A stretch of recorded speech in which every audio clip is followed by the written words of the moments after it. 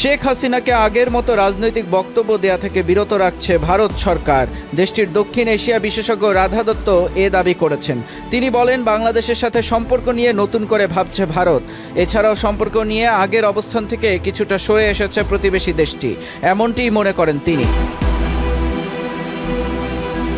গত 5 আগস্ট পরে ভারতে আশ্রয় নেওয়ার পর থেকেই অন্তর্বর্তী সরকার ও অভ্যুত্থান নিয়ে নিজের মতো করে বক্তব্য দিচ্ছেন প্রধানমন্ত্রী শেখ হাসিনা।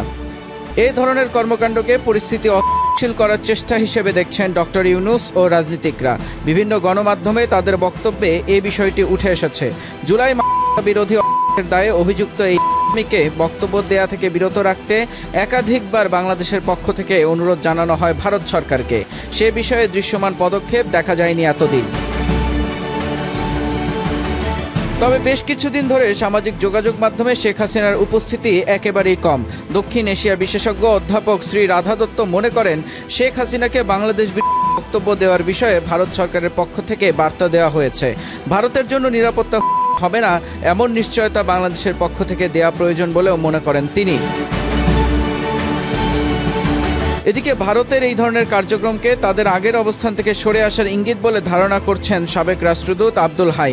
এক গণমাধ্যমে দেয়া সাক্ষাৎকারে তিনি বলেন, শেখ হাসিনাকে বাংলাদেশের হাতে ফিরিয়ে দেওয়ার বিষয়টি নির্ভর করছে পরবর্তী নির্বাচিত সরকারের সঙ্গে ভারতের সম্পর্কের উপর।